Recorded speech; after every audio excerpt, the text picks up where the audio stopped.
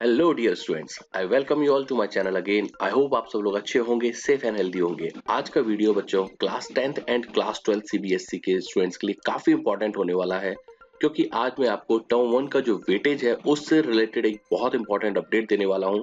बच्चों, जब सीबीएसई ने हमारा ये नया पैटर्न, जो नया फॉर्मेट है टर्म 1 टर्म 2 का, वो अनाउंस किया था, तब उन्होंने जो बाय डिफॉल्ट टर्म 1 और टर्म 2 का जो वेटेज था वो 50-50% पे डाल रखा था और उसमें कुछ कंडीशंस लगा रखी थी जिसके चलते वेटेज चेंज किया जा सकता है। टर्म 1 हमारा कैसा निकला ये किसी से छुपा हुआ नहीं है। बहुत सारी गड़बड़ियां हुई थी जिसके चलते टर्म 1 में वेटेज कम करने की डिमांड स्टूडेंट काफी लंबे समय से कर रहे थे।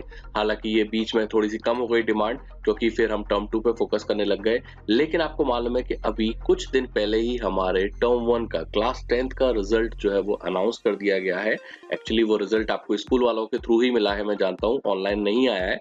लेकिन इसके बाद में फिर से हमारे टर्म 1 के वेटेज को लेकर जो डिमांड है वो वापस से चालू हो गई है, उसके वेटेज को कम करने की।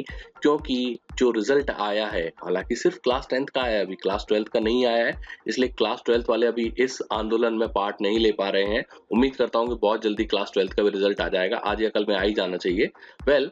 जैसे ही ये क्लास 10th का जो रिजल्ट आया है टर्म 1 का, उसमें बहुत सारे स्टूडेंट्स के अनएक्सपेक्टेड मार्क्स आए हैं। मतलब जितना उन्होंने सोचा था उससे काफी कम मार्क्स आए हैं, और उसके चलते अब हमारे टर्म 1 के वेटेज को लेकर फिर से डिमांड चालू हो गई है कि उसको कम करना चाहिए या मतलब चेंज करना चाहिए। इस पर सीबीएसई ने एक ऑफिशियल सर्कुलर निकाला है जो कि काफी इंपॉर्टेंट है आपके लिए देखना। ये जो सर्कुलर निकाला है, इसमें जो इसका 7th नंबर का पॉइंट है, देखिए इस सर्कुलर की सबसे पहले तो जो सब्जेक्ट है वो है performance of the student of class 10th। हालांकि ये सिर्फ क्लास 10th वालों के लिए है, बट जो एक जनरलाइज थिंग्स हैं वो क्लास 10th एंड क्लास 12 दोनों के लिए वैलिड होगी। ऐसा नहीं है कि टर्म 1 का वेटेज अगर कम किया जा रहा है तो वो सिर्फ क्लास 10th के लिए किया जाएगा, क्लास 12th के लिए नहीं किया जाएगा। नहीं, जो भी होगा वो class 10th and class 12th के लिए होगा। अभी ये सर्कुलर सिर्फ क्लास 10th के लिए इसलिए निकाला है क्योंकि रिजल्ट का भी सिर्फ क्लास 10th का ये भी पता पड़ा है। इसमें जो सबसे इंपॉर्टेंट पॉइंट है वो आपका पॉइंट नंबर 7 है। The weightage of the term 1 and term 2 will be decided at the time of the declaration of the term 2 result. मतलब कि अभी बाय डिफॉल्ट 50-50% है, पर टर्म 2 के रिजल्ट के आने के बाद में आपकी जो फाइनल परफॉर्मेंस है उसके बेसिस पर आपके टर्म 1 टर्म 2 के वेटेज को डिसाइड किया जाएगा। और इसको देखिए, अब जो सोशल चैनल्स हैं, जो न्यूज एजेंसीज हैं, वो भी इस बात को एड्रेस कर रही हैं। उन्होंने भी बता रखा है कि जो 50% वेटेज है वो टर्म 1 का फिक्स नहीं है। ओके, और ये किन चीजों पर डिपेंड करेगा यहाँ पे मैं आपको वो भी बता देता हूँ। जैसे उन्होंने बोला 50% weightage formula to address difficulty level question. मतलब क्या है कि टर्म 1 में भी आपको मालूम बहुत सारे सेट्स थे। ओके, तो किसी सेट में कुछ क्वेश्चंस ज्यादा डिफिकल्ट थे, किसी सेट में कुछ क्वेश्चंस कंपैरेटिवली इजी थे।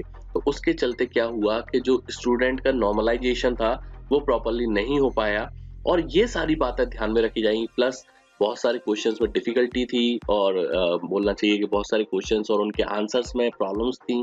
प्लस स्कूल्स में चीटिंग्स हुई थी। इन सभी चीजों को एड्रेस करने के बाद में टर्म 2 के रिजल्ट आने के बाद में फाइनली आपका ये डिसाइड किया जाएगा कि टर्म 1 का कितना परसेंट आपको लेना है और टर्म 2 का कितना परसेंट लेना है। देखिए, टर्म 1 बाय डिफॉल्ट 50% है, तो इससे ज्यादा तो नहीं हो सकता।